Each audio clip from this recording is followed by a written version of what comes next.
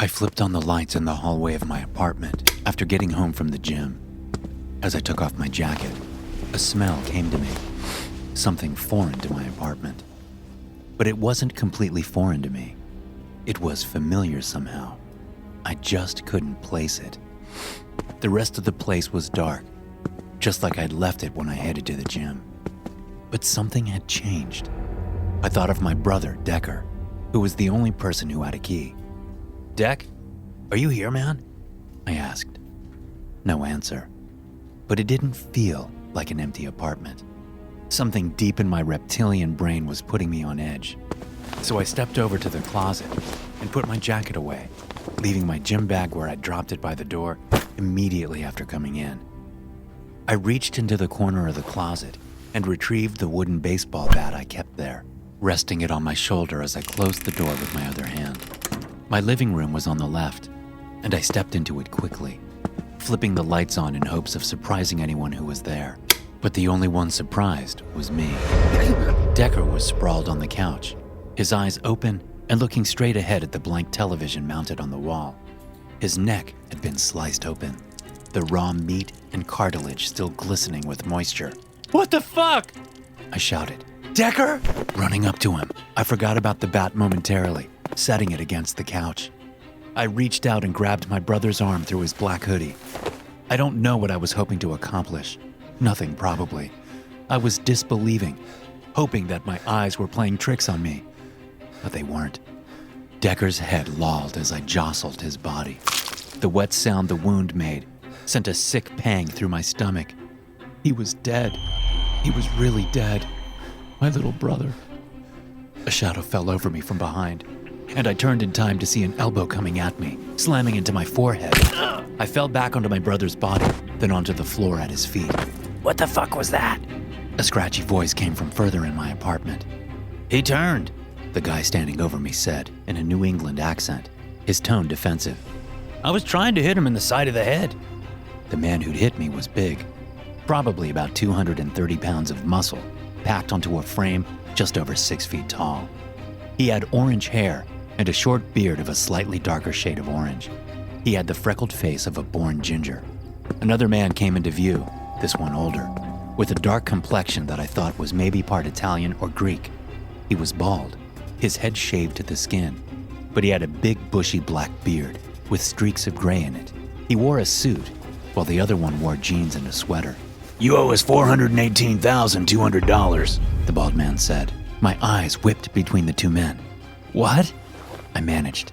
"Your brother owed us $418,200. Now you do, since your dumbass brother went and got himself killed." I don't even know you," I said, stammering, my mind racing.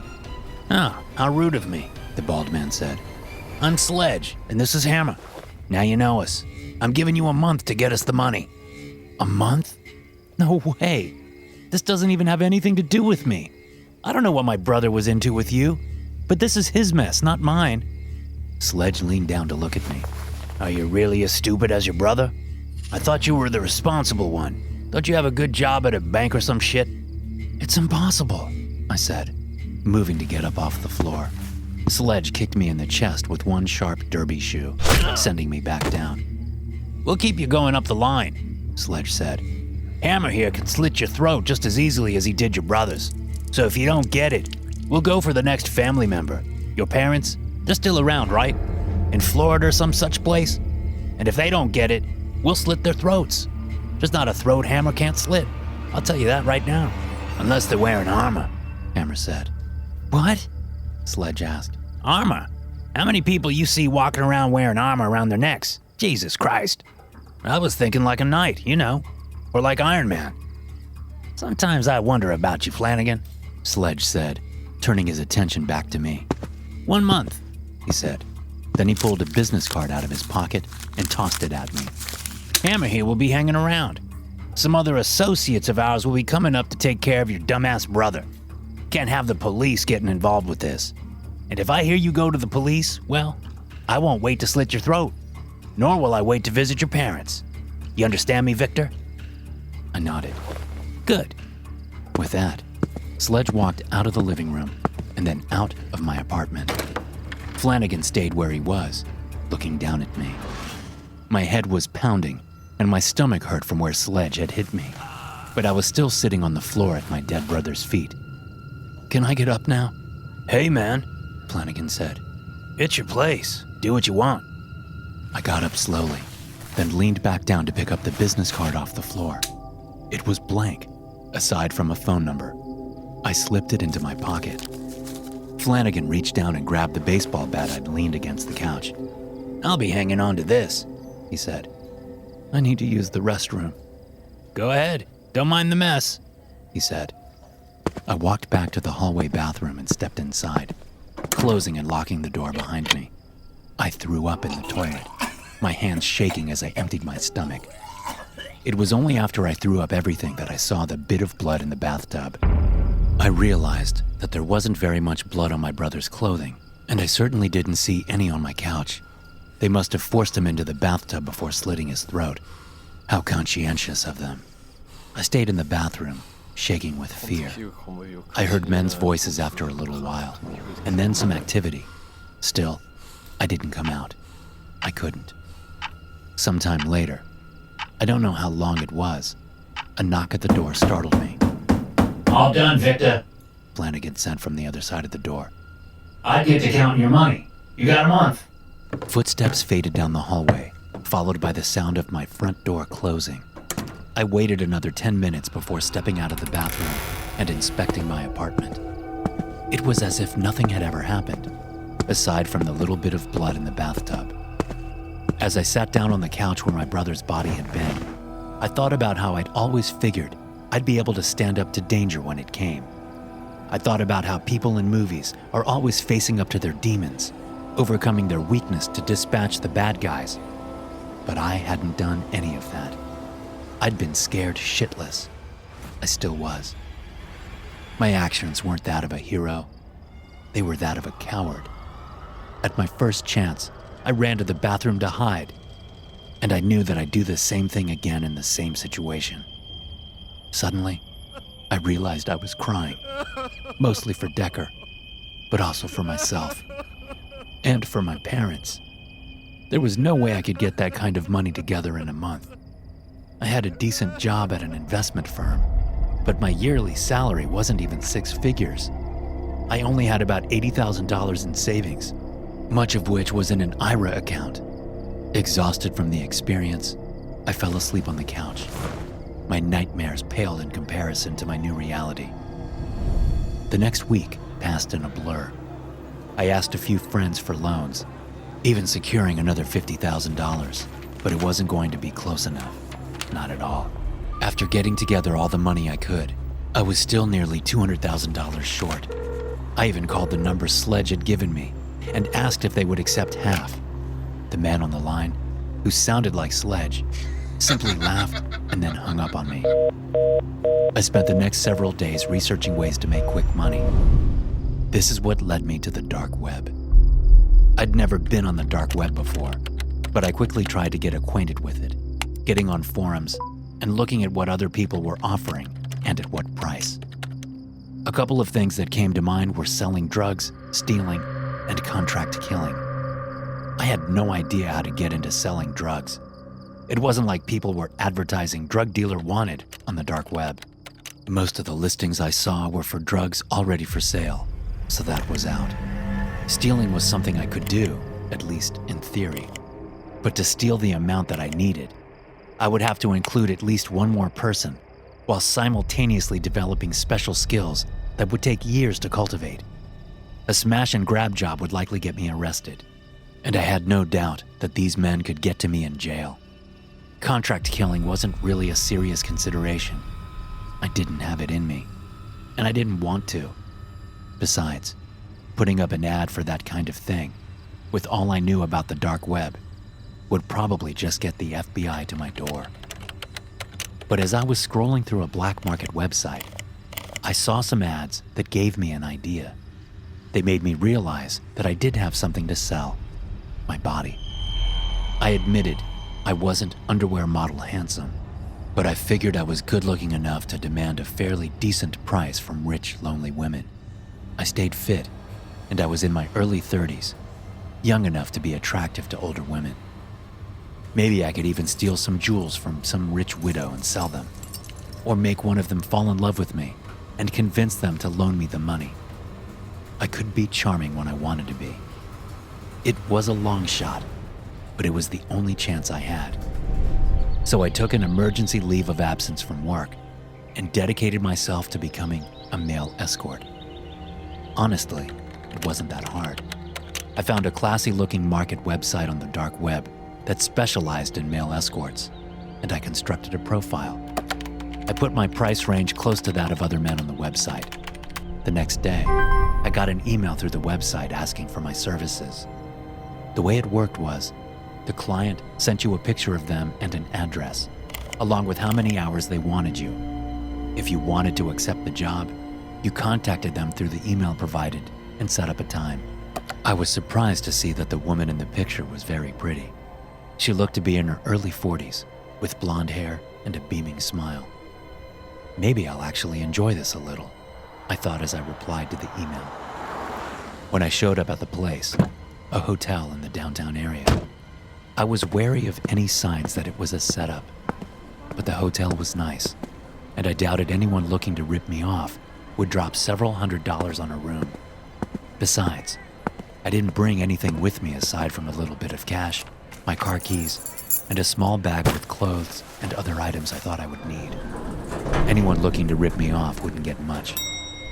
I went up to the room and knocked on the door. The woman from the picture answered, greeting me with a smile. Several hours later, I walked out of the room exhausted and a few $1,000s richer. I checked my phone and saw that I had another email from a potential client. For the first time since Sledge told me about the debt, I started to think that I would actually get through this. It would be close, but if I kept getting clients, I might just make it. The next week was a blur of women. Some of them were beautiful and accommodating like that first one, but most of them were ugly in more ways than one. Even some of them that were outwardly beautiful were abusive and twisted. But this, I learned, was a good thing. I could refuse to do whatever BDSM stuff they wanted until they agreed to pay me more.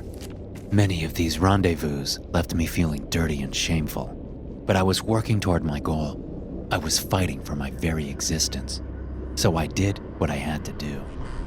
But apparently word started getting around because one client changed everything for me. The location was a mansion, and there would be a small party going on. The woman who'd contacted me through the dark web, Lorena, told me it was a masquerade party, and I was to wear a mask. I specified that my services were for women only, and were for one-on-one time, not group time. She agreed, giving me assurances that she was the only one who would require my services. I told her I'd be there. When I arrived, a large man in a suit waved me through the gate. I drove up to the mansion past strange statues lining the driveway.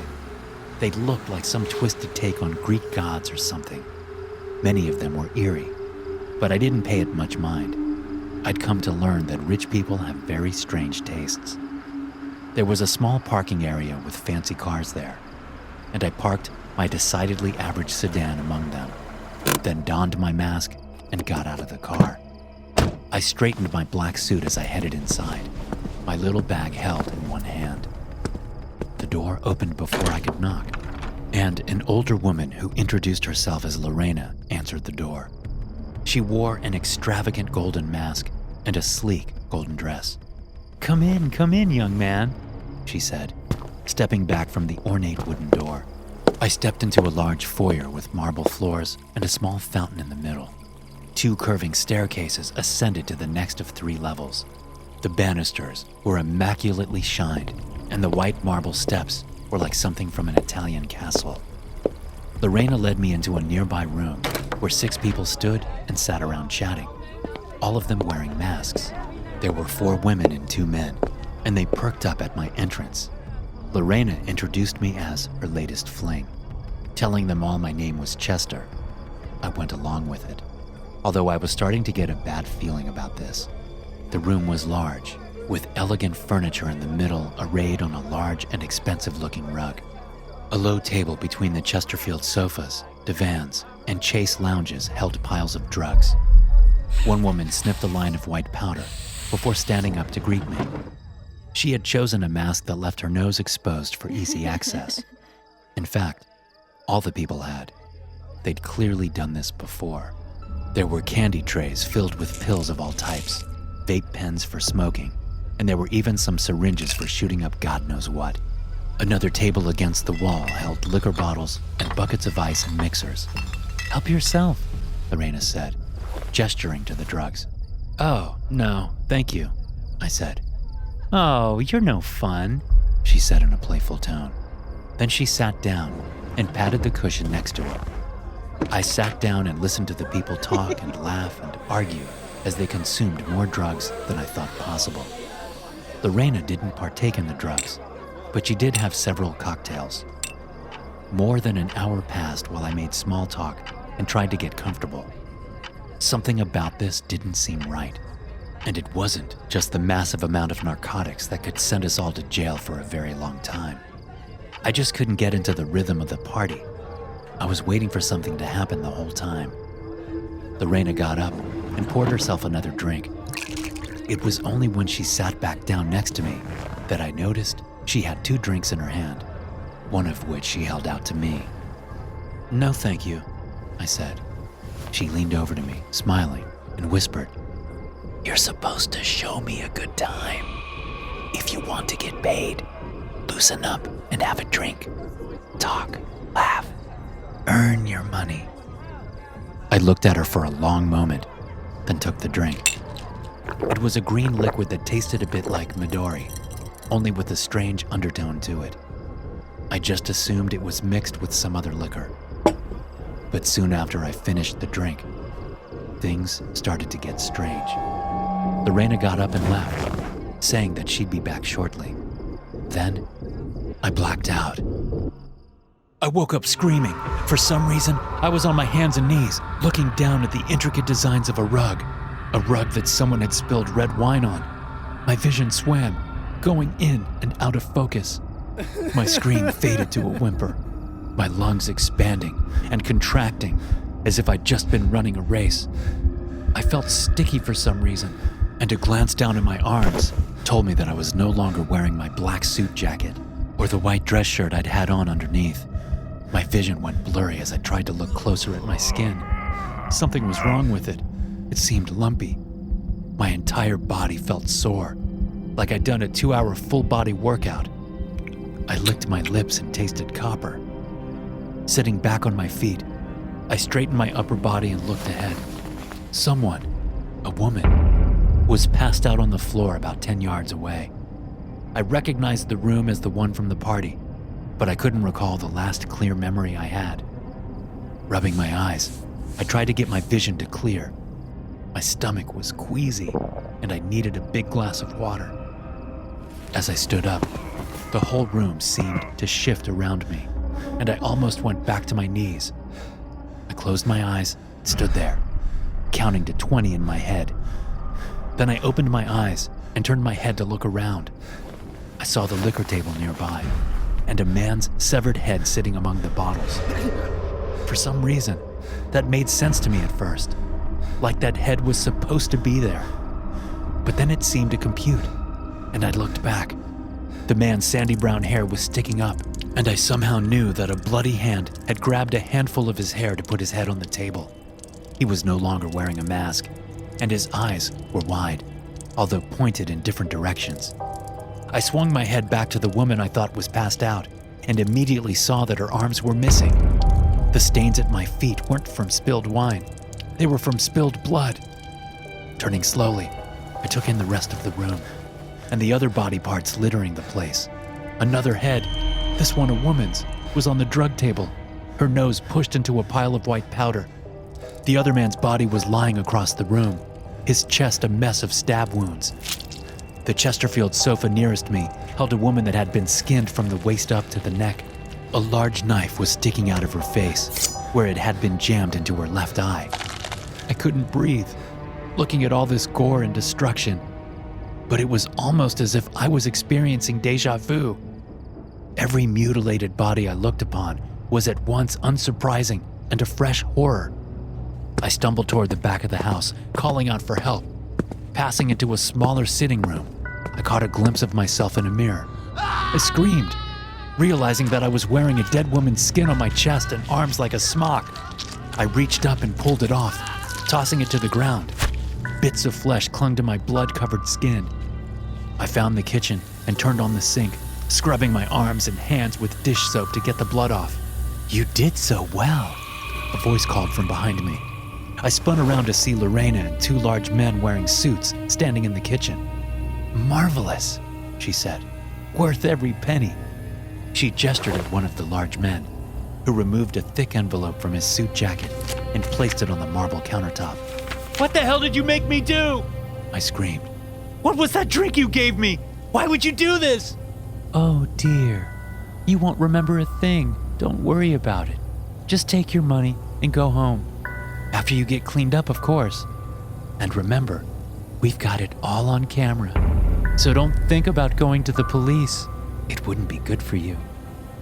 I stared at her for a moment, resisting the urge to lunge at her. The two bodyguards wouldn't let me get anywhere near her.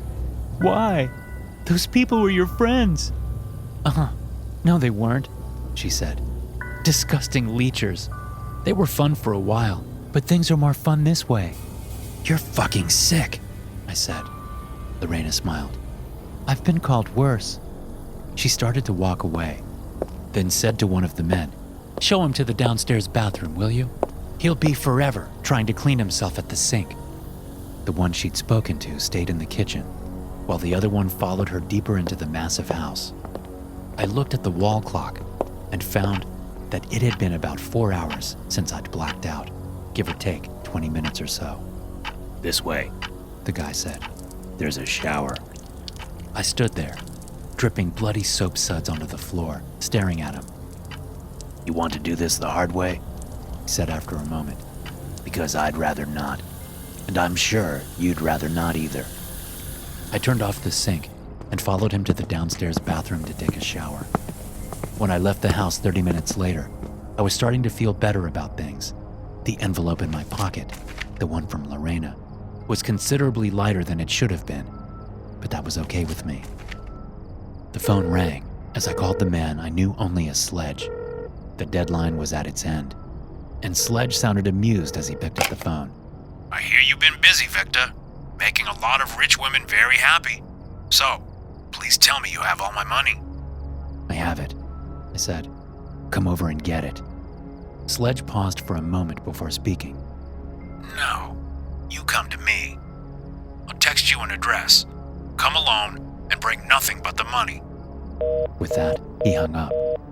A moment later, I got a text with an address in the warehouse district. I got everything together, carrying the bag of cash as I went down to the lobby. It was sprinkling slightly as I hurried across the parking lot to my car. There were massive thunderheads on the horizon, moving toward the city, making it prematurely dark at 30 minutes before sunset. It took me 15 minutes to get to the address, by which time it was pouring. I ran to the door of the warehouse, carrying the canvas travel bag with the money in it. Flanagan opened the door after I banged on it a couple of times. He beckoned me inside and shut the door. Then he told me to stop.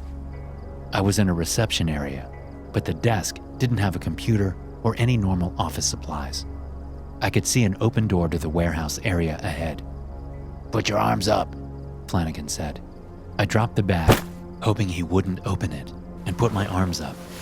He frisked me for weapons, pulling a metal object out of my jacket when he came to it. "What's this?" He asked. "What do you think it is?" I asked, giving him a look.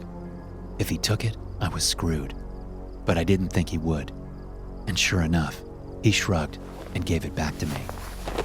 Finding nothing else of interest on my person, he led me into the warehouse proper, where there were cars parked on the far side and a lounge area on the near side. Sledge and two other men were seated on a couple of leather couches, watching a soccer match on a television set. Sledge was smoking a cigar, so a cloud of smoke hung over the men. The sound of rain pounding the metal roof high above was a constant but not unpleasant sound. "Boss, Victor's here," Flanagan said. "Yeah, no shit. I know," Sledge said, turning his head to watch me approach. "You got it all?" "Check it," I said, tossing it down on the couch beside him. Sledge glared at me, then picked the bag up. "Flanagan, count it," he said. The two other men, large but not as large as Flanagan, seemed focused solely on the soccer game. Flanagan sat down next to Sledge and put the bag on the wooden coffee table between the two couches. As he opened it up, I pulled the metal object out of my pocket. Sledge noticed the movement and looked up at me. "Ah, did I drive you to drink?" he said, chuckling. I unscrewed the cap on the flask and upended it. Flanagan started pulling stacks of money out of the bag. I drank all the liquid in the flask, screwed the cap back on, and held it down by my thigh in my left hand. A strange feeling came over me within minutes, but instead of completely blacking out, I was somehow able to experience much of what happened next. Maybe it was because I'd had the drug before, whatever the hell it was. Or maybe it was because I actually wanted to kill these men, unlike those people at the party. Whatever the reason, didn't really matter. Right about the time Flanagan was realizing that the money in the bag wasn't enough, a seething rage was spreading through my limbs, expanding capillaries, causing blood to rush to my muscles and adrenaline to flood my bloodstream. My amygdala started working overtime, telling the rest of my brain that these four men in front of me were the ultimate threat to my existence. But there was no question of fight or flight, no doubt about what had to be done. Suddenly, I was jumping over the couch, slamming into Flanagan and knocking him to the ground. Sledge was yelling beside me, and the other two men were getting up off the opposite couch. I reached into the bag I'd brought, batting aside a couple of stacks of money and pulling out the sharp kitchen knife I'd hidden at the bottom. Flanagan brought his fist up in a wide roundhouse, hitting me in the chest and knocking me down onto the couch. I slashed out with the knife, slicing the ginger man's face open. He screamed and jerked away from me. To my left, Sledge was getting up off the couch, pulling a pistol from a shoulder holster. I reached out and slammed the bottom of the metal flask into his gun hand, the force of the blow breaking several of his fingers. The two other men were drawing pistols of their own, but one was in front of the other, making only the one in front the immediate threat. I threw the flask at his face, buying myself enough time to lunge off the couch and shove the blade into his chest, pushing him back into the other man. I blacked out for a moment, losing time, coming to with both of the men dead, one of them smashed with the television, the other one with knife wounds on his face and chest. I was crouching over Sledge, hacking his left hand off at the wrist as he screamed and tried to hit me with his right arm, which was broken at the elbow. I looked over and saw Sledge's lit cigar on the ground. I leaned over and grabbed it, then shoved the burning tip into his eye, making the man scream even louder. Flanagan was crawling away toward the front door, leaving a streak of blood behind him from wounds in his legs. Before I blacked out again, some part of me decided to finish up with Sledge before going for the man that had actually slit my brother's throat. When I came to again, Flanagan was pleading for his life as I sliced him down the chest, digging the knife up under his skin to separate it from the muscle below. Somehow, I dislocated both his arms so he couldn't fight back. Everything went black again. That feeling of single-minded fury, the need to kill and maim and torture, disappearing along with my conscious mind. And when I came out of the drug-induced trance, that fury was gone, and I was sitting on the floor of the warehouse, wearing Flanagan's skin. I looked around, not surprised to see Sledge's head lying on the floor several feet from his body. Pulling Flanagan's skin off me, I stood up and walked carefully across the blood-slick concrete floor to gather up the money I'd earned. I packed it all in the bag and brought it to the door. Sheets of rain wet my feet as I opened the door. The storm was still raging. Before I stepped out into the downpour, I thought about how easy it was to convince Lorena's bodyguard to sell me some of the drug. The thought had occurred to me while I'd been showering, and I offered him half of what Lorena paid me. He refused, so I offered him 3/4. That did it. He even threw in the flask for free. I was grateful that I couldn't remember killing those people at the party, but part of me was happy to have been conscious while I did away with these criminals who had killed my brother. I stepped out into the night, letting the pouring rain wash the blood off of me as I headed to my car, bag of money in hand. Thanks for listening. If you enjoy these stories, be sure to subscribe to the podcast and check out some more of my episodes here.